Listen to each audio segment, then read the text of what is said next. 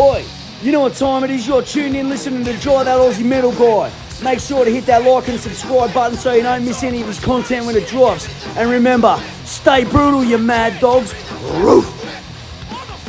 G'day, legends. It's Jai, that Aussie metal guy here with Crannk.com. So tonight, wherever you are in the world, it's a great pleasure that I'm stoked to be chatting with a true icon of the 2000 alt rock scene, Nick Thomas, the lead vocalist, rhythm guitarist from the Spill Canvas.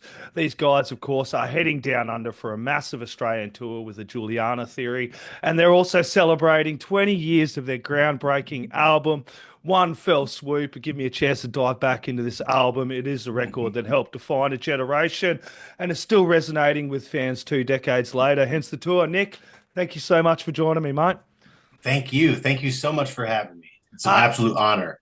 Mate, it is an absolute pleasure as well to dive back into this album. I hadn't heard it in so long, man. What was it like for you, first up, 20 years of One Fell Swoop? What was it like for you diving back into this? And what does this mean to you personally and as a band?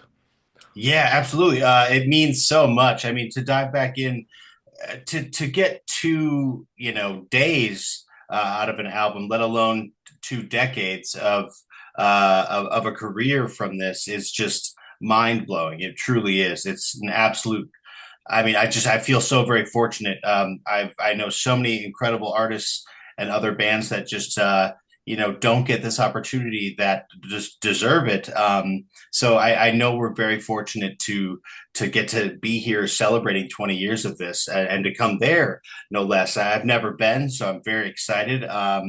I truly cannot wait. It's so cool getting to dive back in. There are some songs we don't normally play in the normal sets. We've been touring actively since, but it's really cool to get to play those old songs and just to know how incredibly connected everyone is as far as our fan base goes.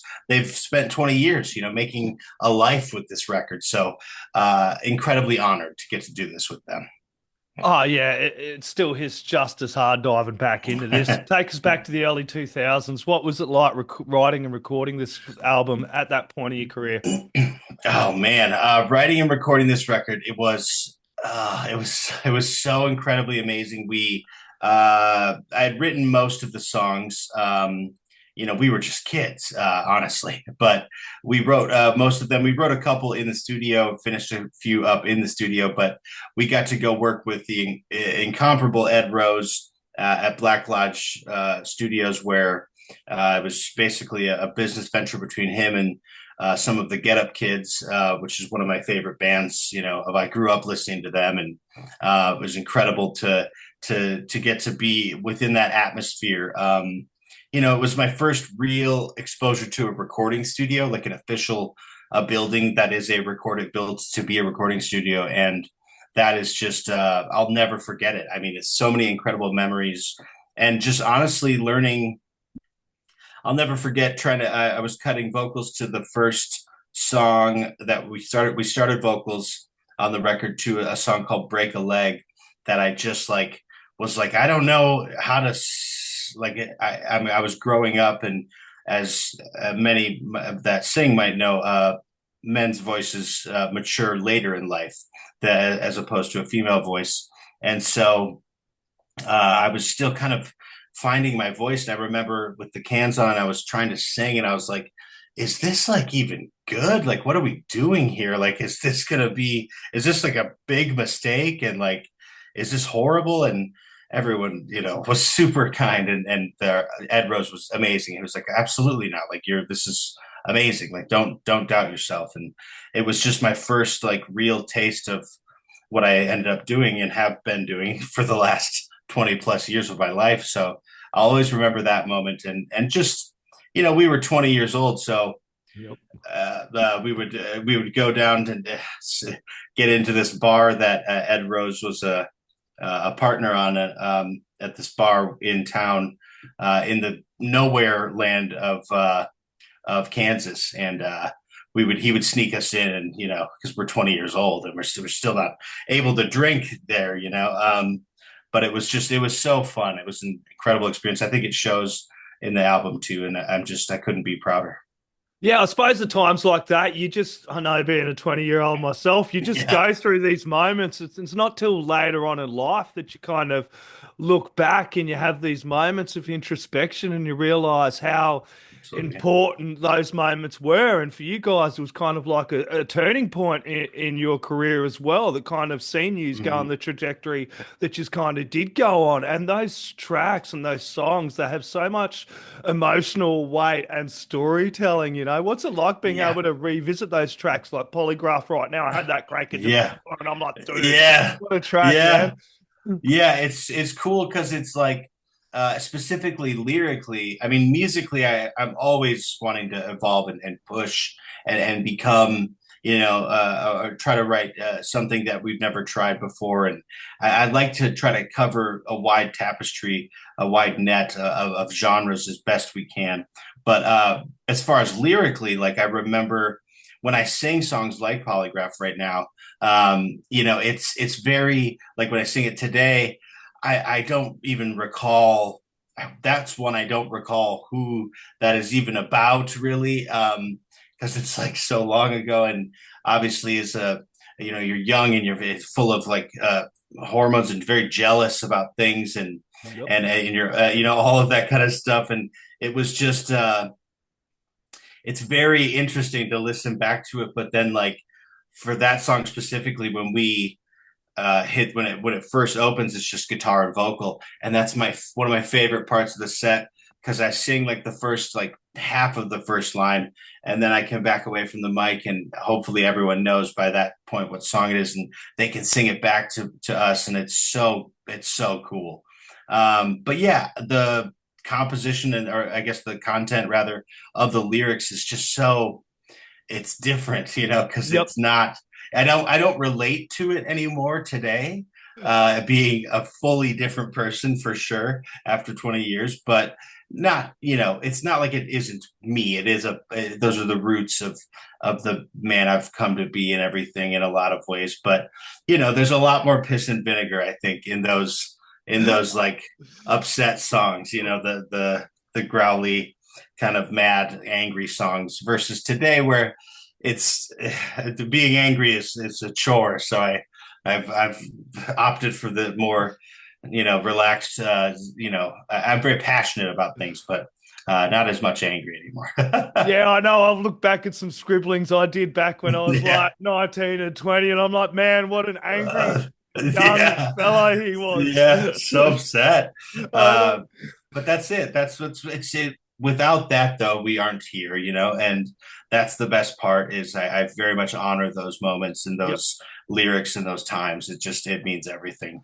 But yeah, Yeah, the songs definitely would hit differently now for you as a performer with more than 2 decades past then, and then being able to bring these tracks back and play that whole album and not necessarily the ones that you're always playing, but diving into some of these deeper cuts and playing that album. What's the plans with the tour? Are you guys going to play this from start to finish? What's yeah, happening, man? Yeah.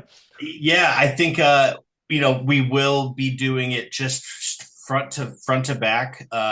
Just like that's the best and most fun way to do it. I think there's a lot of thought that went into the sequencing of the album as we get the songs done and we're getting ready to press it and everything and release it. And so there's a lot of thought put into that, and I think we'll stick to that thought process. It still remains true, but hopefully, I'm hoping as well. Like the album ends with a song called Self Conclusion, which I play a lot differently today. I play it on electric, but it's still just me. But it's a different timing a little bit. It's a little more. It just has a little more oomph to it, in my opinion. But ending with that, and then hopefully, if we have some time, coming back out, having the guys come back out. Maybe I step off stage for a moment, but a little proper encore and hit some other bangers that aren't on that album. Yeah, dude, I'm loving these albums because it's kind of I feel like I'm at this point like these albums. I had a chat with Scaring Kids as well, and they're I love coming those over guys. to Australia and they're doing the Yeah, same thing with their album, and it's made me really think about some of these albums from that generation coming out now, whether the generations would still dive into it because yeah. this is such a great album for me. It hit hard then, and being able to dive Oh, in that's awesome. the whole album again now.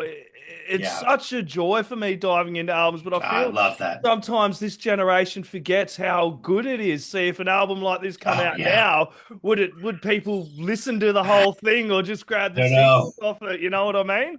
Yeah, I don't know. I don't think it really is that way. I mean, the industry has changed so much. In some ways better. I think in a lot of ways it's way more difficult Yeah, to pros and cons. make pros and cons. That you get more exposure via social media, but then also with the advent of social media, suddenly we all have to be salesmen and marketers. And then streaming comes, and then you lose any of your money from albums. I mean, it's just there's a lot of pros and cons, but with the advent of social media, we're connected. We're out there more. You Yeah. get more ears can be on your tunes with streaming. More people around the literal globe can hear your music. So, I think that I have lost track of your question. I I just was just rambled too talking much. about how It's different impactful today. these albums were compared to then. Like if you were to drop Yeah, this album One Fell Swoop now, would it kind of, for me it was always a joy going into the record stores and buying whole me too. albums, going Yeah, back, chucking it in, and you'd hear one song off it, and then you just play it over and over and yeah, over over and over. again, Yeah, and you yeah. gravitate. I'm gonna chuck you on the spot, dude. Was there one album that you kind of have to play back to back, track to track, man, that kind of grabbed you?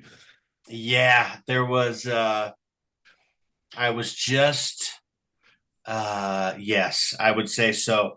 I think around that time I was just getting into, well, I had been for a while, but I was, no, it was in high school. It came out when I was in high school, right before I graduated high school. It came out in 2001 or 2, I think. But Saves the Day, Stay What You Are, that record by them is like that. I'm just trying to think back to when I was writing songs for One Fell Swoop, and that record specifically, Stay What You Are. It's just gold, like front to back. I love that record so much. There was also like, I mean, at the time, like Clarity by Jimmy Eat World, like that record was just like that changed everything for me. I was like, you can do all this stuff in one, record, and that one is probably that has to be number one for like, there is not a bad song on that record. It's so incredible. But yeah, I mean, and I will say there's a lot, not to plug the tour again, but the Emotion is Dead by Juliana Theory, who we're touring with on this run, that record like was a whole box of important to me when I was a kid. And that's even older than One Fell Swoop, which is crazy. Well, yeah, I mean, yeah, 25 years. That's crazy.